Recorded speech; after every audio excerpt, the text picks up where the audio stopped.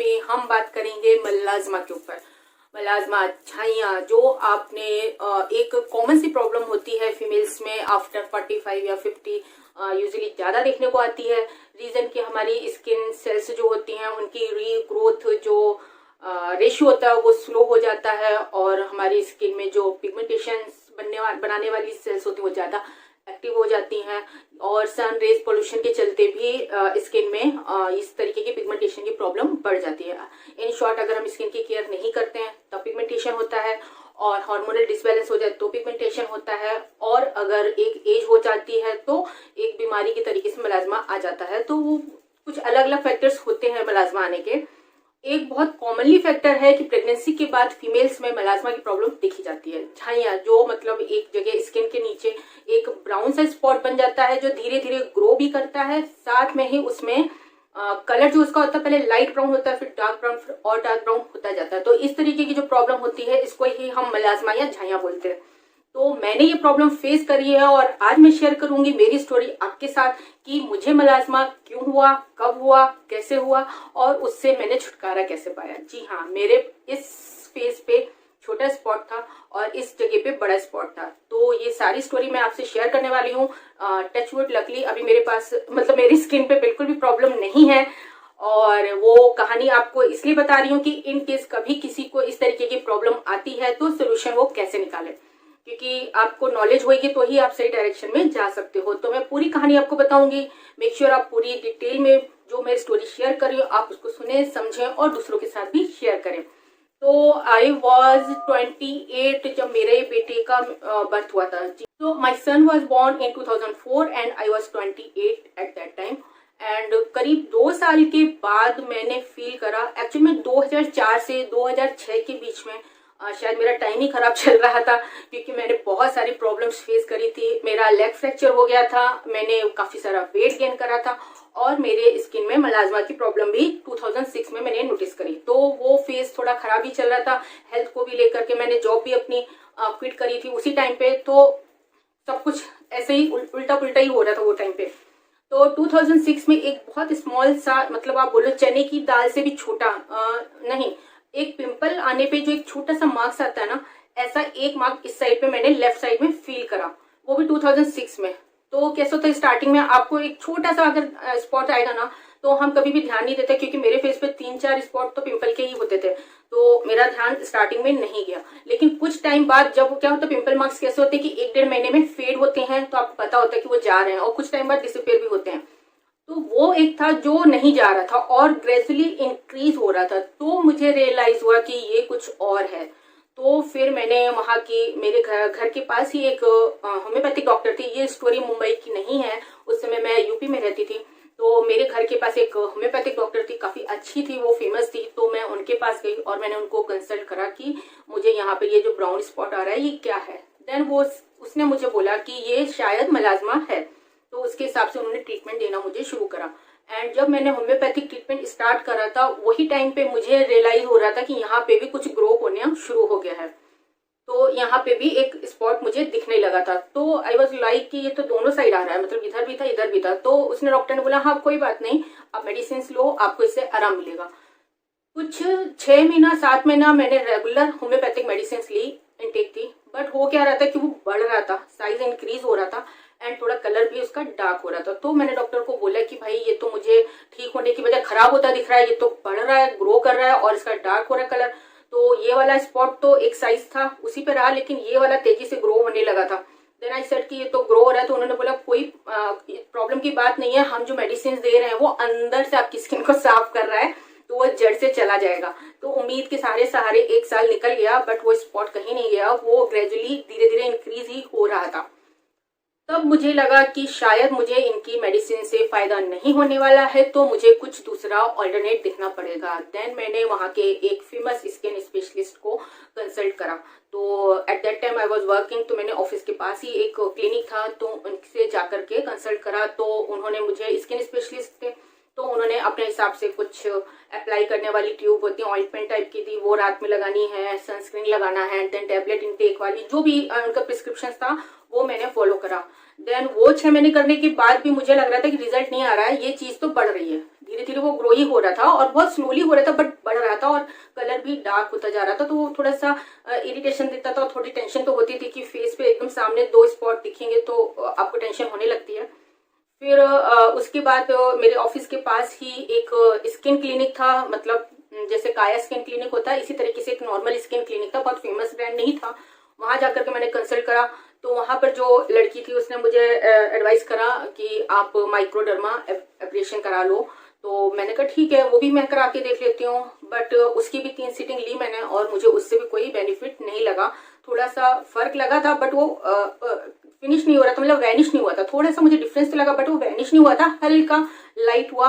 But मुझे लगा कि शायद ये भी सोल्यूशन नहीं है इसका, एंड डॉक्टर से इलाज करते करते 1 साल और निकल गया।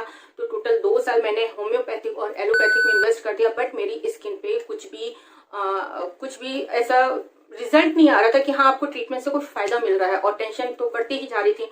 तो फिर उस समय 2008 का एंड था और मुझे लगा कि अब क्या करें स्किन का प्रॉब्लम। तो एक दिन मैंने बहुत फ्रस्ट्रेट होकर के अपने डॉक्टर से ही बोल दिया, डॉक्टर मैं 1 साल से आपके पास आ रही हूँ, मुझे इसमें बिल्कुल भी डिफरेंस नहीं दिख रहा, कोई बेनिफिट नहीं हो रहा है, क्या आप मुझे इसका कोई प्रॉपर सोल्यूशन बता सकते हो, इसकी कुछ है इलाज या ये ऐसे ही रहने वाला, आप मुझे आज बता ही दो, क्लियर कर दो। ऐसा कुछ मैंने डॉक्टर को बोला तो उसने बोला कि इसका सोल्यूशन है, आप केमिकल पीलिंग कराओ, उससे ये परमानेंटली चला जाएगा, ऐसा उन्होंने मुझे एडवाइस करा। फिर मैंने देखो अब 2006, 7, 8, 9 ये जो ईयर थे उस समय मेरे पास एक कॉलिंग वाला मोबाइल होता था, गूगल नहीं होता था, यूट्यूब नहीं होता था, नॉलेज कम होती थी, हम उतना ही जानते थे जितना हमारे डॉक्टर्स बताते थे, तो नॉलेज की कमी थी, हम अपने तरफ से कुछ रिसर्च या वो सब नहीं कर पाते थे, सुना सुनी में लोग क्या बोल रहे हैं बस उतना ही, मतलब हमारा जो दायरा था बहुत लिमिटेड था, नॉलेज की जो रेडियस थी वो बहुत छोटी सी थी, तो वो लिमिटेड दायरे में ही हमें काम करना था और लिमिटेड ही नॉलेज होती थी। तो डॉक्टर ने जब मुझे बोला केमिकल पीलिंग, उस समय मुझे केमिकल पीलिंग भी नहीं पता था, तो केमिकल के नाम से बंदा डर जाता है, केमिकल पीलिंग मतलब आपका स्किन जल गई तो वो थोड़ा सा डर आता है। बट फिर मैंने डॉक्टर से, मेरा मेडिसिन तो चालू ही था, लेकिन 2008 में ही मेरे हस्बैंड का मुंबई शिफ्ट होने का भी बात चल रहा था। तो उस वक्त मैंने कहा कि जहाँ इतना टाइम निकाल दिया है, तो 2009 की स्टार्टिंग मतलब मार्च अप्रैल तक हमें शिफ्ट होना था और 2008 का लास्ट चल रहा था, तो हमने सोचा 3-4 महीने की और बातें जाने दो, अब मैं मुंबई जाकर ही इसका ट्रीटमेंट कराऊंगी।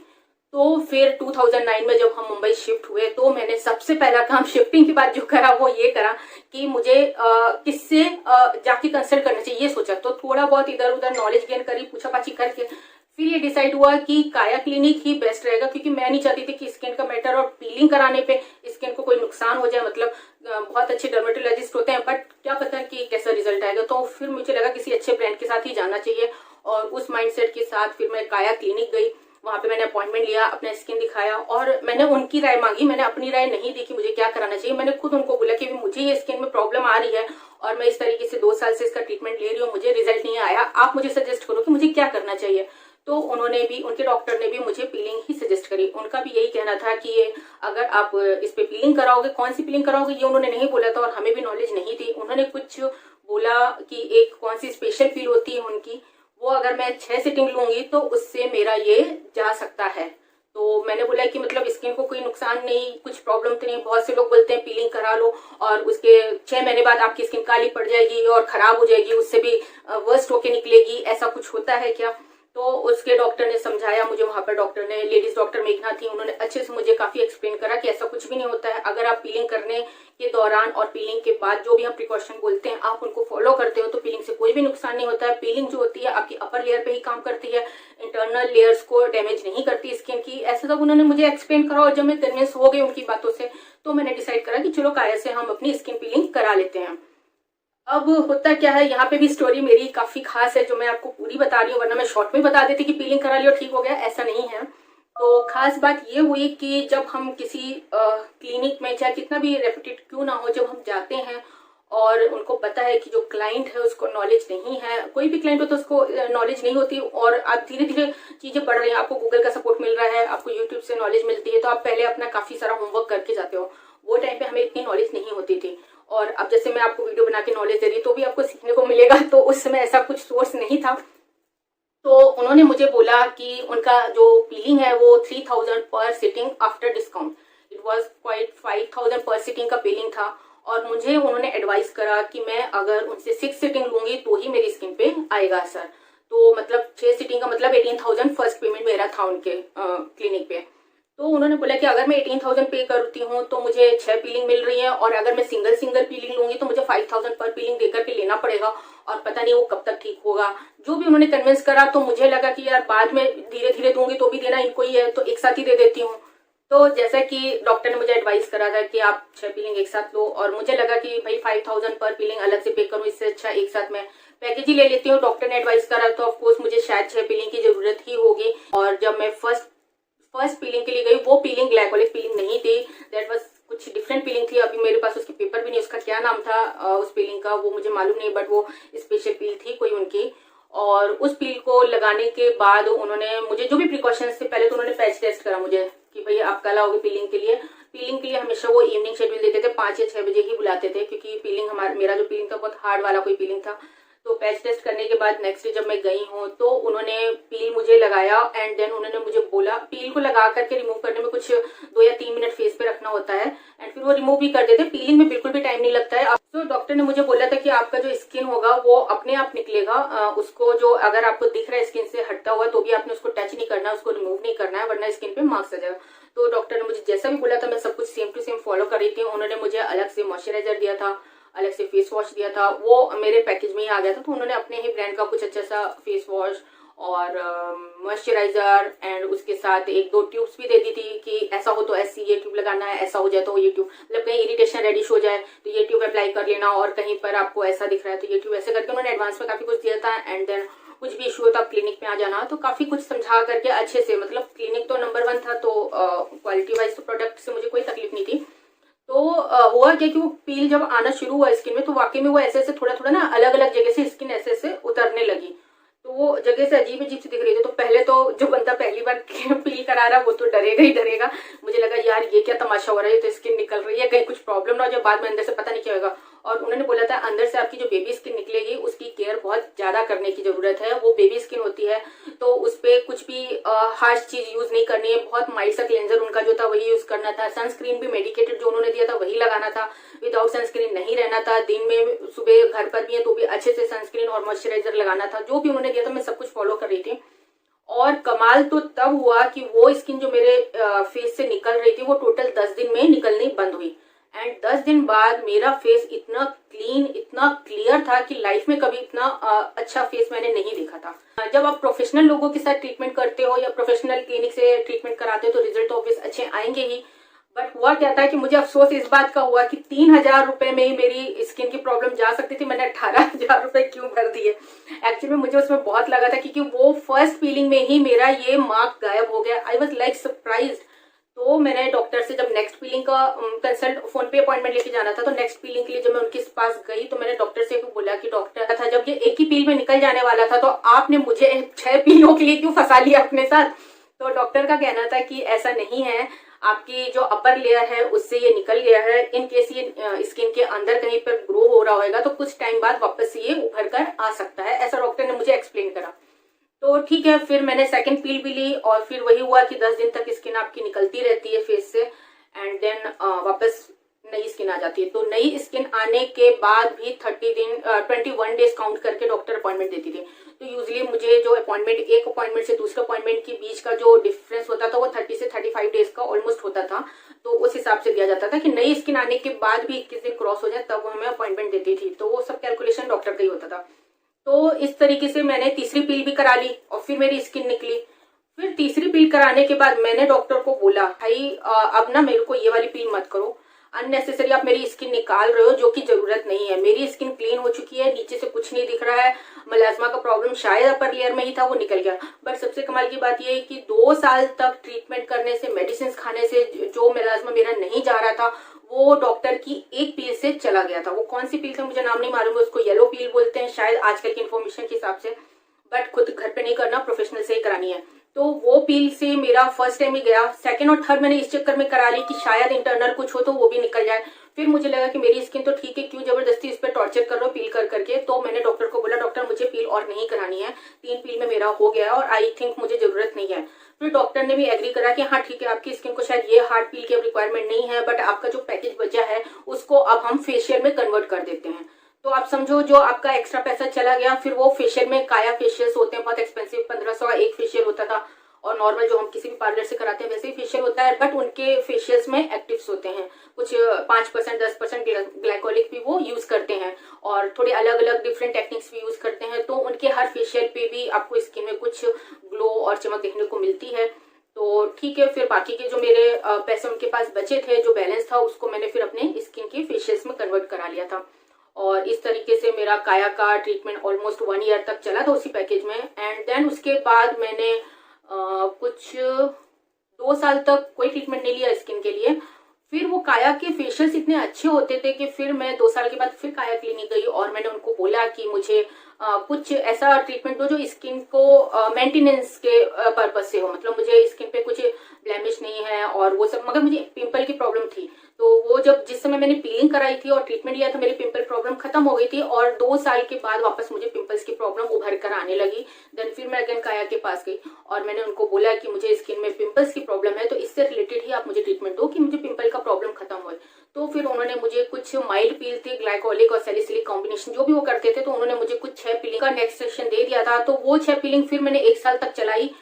जैसे वो बोलते थे कि 20 to 30 डेज में आप आ जाओ, बट मुझे जब कई बार होता था वो 40 डेज में मैं लेती थी पॉइंट में, मुझे लगता था जरूरत नहीं है तो चलो दिन बढ़ा दो। तो ऐसे करते करते 1 साल मेरा निकल गया उस पैकेज में भी। तो इस तरीके से मैंने काया के साथ 2-2.5 साल अपना टाइम दिया उनको और उनसे मैंने उनकी सर्विसेज ली, जो कि क्वालिटी वाइज मुझे कोई भी शिकायत नहीं है। काया की सर्विस और उनके जो डॉक्टर्स हैं बहुत प्रोफेशनल होते हैं, तो उनसे कुछ भी प्रॉब्लम नहीं है और उनके प्रोडक्ट भी बहुत अच्छे थे उस टाइम पे जो यूज करती थी। इवन जब भी हम उनसे कोई ट्रीटमेंट लेते हैं तो उनका सनस्क्रीन वगैरह वो अपने ब्रांड का ही यूज करने को देते हैं, जो कि पैकेज में इंक्लूड होता है।